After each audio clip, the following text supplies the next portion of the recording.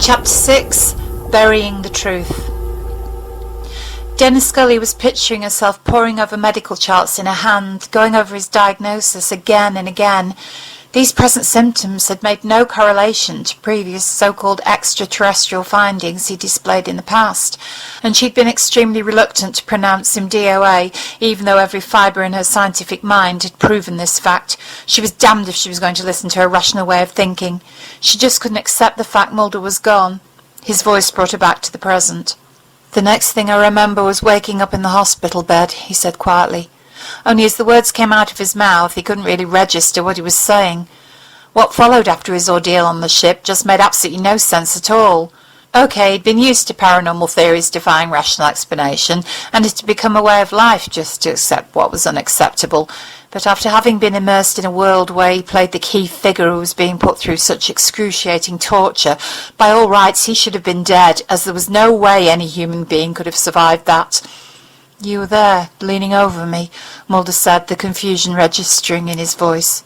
"I think I asked if anyone had missed me." God, he'd actually cracked a joke. But then it had always been his way of dealing with perplexing situations. "Guess you couldn't get much more thrown off balance than 1 minute being in a hellish nightmare, and the next finding you'd awoken under soft cotton sheets, with someone sat beside you, holding your hand tenderly." No, not just someone. Glancing over at his red-headed partner, he smiled, then took hold of her hand. "I remember you telling me that I was safe now, that I was going to live and everything was going to be okay. I remember that very clearly." Only he had in fact been discovered dead in those woods, that much Scully knew. She remembered the tears streaming down her face when she had been forced to painfully accept this horrifying truth. She'd attended his funeral, not knowing how she could even contemplate carrying on without him. Then there had been a miraculous turn of events when the unbelievable came into play once more. 3 months after they'd buried Mulder's body, a fishing boat had discovered Billy Miles's bloated corpse, which could well have been in the ocean for a similar amount of time due to the extensive tissue necrosis. So he must also have been returned. But unlike Mulder, this body had displayed vital signs, weak but present. It was a pure fluke that the doctor had even noticed, as the boy's heartbeat and rate of metabolism had in fact slowed to imperceptibility. For all intents and purposes, he'd been dead, as rigor mortis had even set in. After her boss, Assistant Director Skinner, had gone ahead and had Mulder's body exhumed, even though Doggett had expressed it was pure insanity, that's when they'd made an amazing discovery. Even though the tissue, not to mention his neural and vascular systems, had all been in a state of decomposition, just like Billy, they discovered Mulder was somehow alive. Then there had been even more developments that defied belief, when the boy had literally seemed to shed his skin and change into a new person. Scully remembered witnessing 2 heartbeats on the ECG monitor, which she thought had been a glitch at the time. However, as much as she tried to deny it, the only acceptable explanation for both men's conditions had been due to a virus of extraterrestrial origin. Then Skinner had been compromised, although he'd never given her a full explanation as to why this had occurred, only that it had something to do with a vaccine he was trying to obtain. The end result was his making a rash decision to switch off Mulder's life support machine. However, to Scully's amazement, she discovered they had in fact been incubating the virus in his system, hastening its progress, which would have eventually transformed the man she cared for into some form of extraterrestrial being, an unstoppable super soldier just like Billy had become. Skinner's actions had in fact prevented this, and even though Mulder's temperature had dropped rapidly, it hadn't affected his vital signs. Then after stabilising him and administering a course of antivirals, she virtually was able to save his life. Scully hadn't even allowed herself to wonder why she was able to achieve this improbable outcome. Come to think of it, even now, she still had no rational explanation. Taking him into her arms once more, so as not to crush her swollen tummy, she stroked his hair tenderly. "Mulder, I can't believe how I managed to heal you. But there is a God, because he heard my prayers and made it happen." "In more ways than one," he replied, gently pulling back and staring at her pregnant form. "Yeah, I guess," she said, unsure whether she should talk about that subject any further. Considering the man had just opened up to her about some extremely painful secrets, At this present moment in time, did he really need to be burdened with the fact he may or may not be the father of her unborn child? After witnessing those preternatural forces at work firsthand, who was to say it wasn't divine intervention that had given her this gift? As if to answer her question, Mulder got up from the couch and disappeared into his kitchen without another word. A few moments later he returned, a glass in one hand and aspirin in the other, which he swallowed down with a few gulps of water. "Headache," he stated feebly, before seating himself back down beside her. "Understandable," Scully answered, realising her current situation was clearly not at the forefront of his mind. "Scully," he began, once again lost in his own thoughts. The reason he'd left the room was because he'd suddenly become aware that something else unimaginable had occurred before he'd woken in the hospital. It was this that had caused the migraine to develop. "There's more. Only—" he hesitated. "Only what?" she asked worriedly. She was sure he'd explained about everything that had happened to him on that ship. "Only it's hard to comprehend. I mean, science doesn't explain it." "What?" she repeated. Did he honestly think she'd need to hear rational words right now? "Mulder, if there's anything else you need to tell me, then please know it's okay to do so," she reassured him. "Look, when they found me, I was declared dead, right?" He didn't wait for a reply. "In human terms," he paused, deciding to approach this from another angle. "I mean, by all rational scientific justifications, I was dead. Caput. Finito. The end," he stated begrudgingly. "Yes," Scully replied, not really understanding why he was going back over his demise again. After all, this had been miraculously resolved, hadn't it? "But I still sensed," he stated, knowing that sounded completely deluded even for him. "What exactly do you mean by sensed?" she asked uneasily. "It was like they'd put me into some sort of coma," he continued, trying to comprehend what he was saying. "The aliens. They'd put me into some, I don't know, death coma?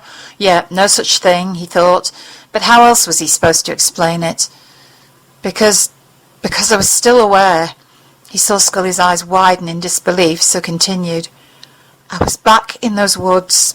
I was aware of you leaning over me. You were crying, then screaming and breaking down in Duggett's arms." He cringed, then stopped himself short and snorted derisively to himself. How on earth could he have feelings of jealousy under the present circumstances? He continued, concentrating on how he had, what was the word exactly, felt? "I just wanted to hold you, but I couldn't," he stammered helplessly. How could you have been aware of that?" Scully asked incredulously. In answer, Mulder just shrugged his shoulders. "Fuck knows. But I knew I was lying on the operating table when you were examining me. It was like I could see you in my mind's eye. You were upset." He was getting agitated now. "All I wanted to do was get up off that bloody thing and put my arms around you." "But you were dead," she stated. "You were proven clinically dead on arrival." "Guess humanity hasn't fully grasped the concept of alien technology yet," he replied, attempting to answer his own questions. "I mean, what other reason could it have been?" "Oh God, please don't tell me you were conscious of everything since you were returned," she asked, taken aback by the fact he was trying to justify what he was saying as a legitimate scientific term. Memories flooded back like a tidal wave, drowning all sound reasoning in its wake. "Oh yes, I knew when they took me back to Washington. And when they put me in that coffin." He took a sharp intake of breath and put a hand over his mouth, mainly to stop himself from being physically sick. Then he exhaled, allowing himself to continue. "I remember being lowered into that fucking pine box and even being buried underground," he exclaimed bitterly. "No," she breathed. After everything this poor man had been through, now he was telling her he'd been forced to acknowledge his own death experience. I sensed you at the graveside with Skinner," he said mournfully. "All I wanted to do was break out of my final fucking resting place so I could comfort you." He really did not wish to ruminate on the absolute fear he must have lived through during those moments, but was failing miserably. Interesting choice of words, Mulder, he thought to himself, taking into consideration that he'd been bereft of life.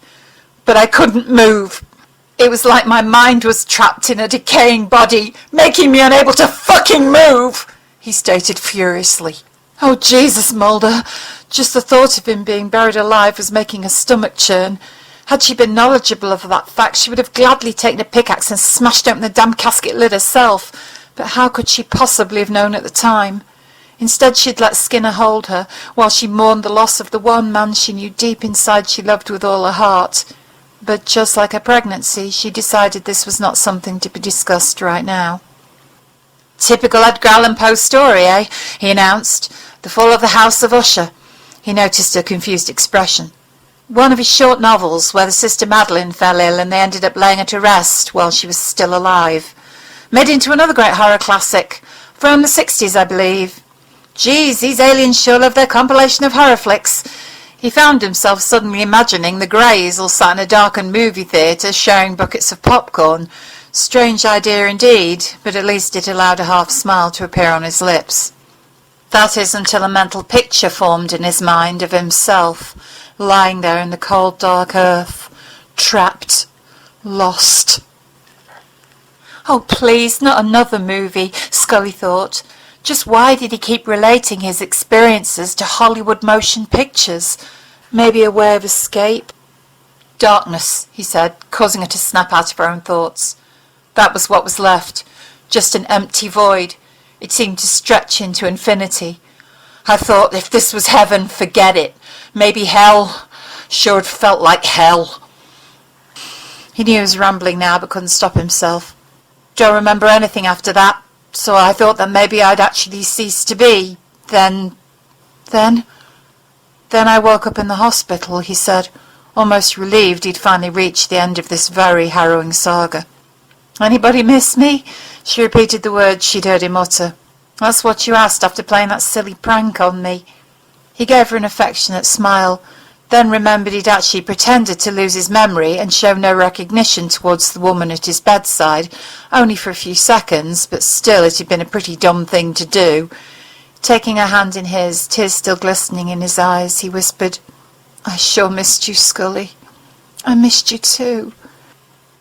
She recollected the confusion she'd seen on his face when she'd queried him about whether he'd had any idea of what he'd been through.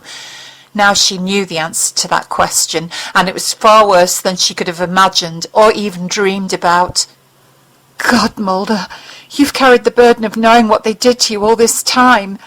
How on earth have you managed to keep it hidden for so long?" "Guess I'm a good actor," he joked. Scully raised an eyebrow at him. "I wouldn't go so far as to say that," she quipped lightly. She could see he only wished to lighten the mood, so would go along with it, even though only moments ago she was privy to some of his most abhorrent nightmares. "Well, now you know everything," he told her flatly, automatically changing the subject. On hearing the sudden change in his tone, she was suddenly filled with compassion for the man who had reached out to her and her alone. Pulling him into a bear hug, or as close as she could get to one under the circumstances, she tried to console him, realizing now that pushing him to describe these traumatic events must have been akin to one hell of a therapy session. "You're safe, Mulder. They can't hurt you anymore," she soothed gently. "You don't even have the virus in your system, and your wounds are almost healed." He didn't want to dwell on his inexplicable recovery right now, so just accepted her tender embrace. Having had to come to terms with his horrific encounter on the spacecraft, not to mention what transpired after they'd returned him, he resigned himself to deep emotions that had been trying to surface. Now they were uncontrollable, flowing out of him like a raging river bursting its banks. The next thing he knew, he was sobbing wholeheartedly against Scully's shoulder.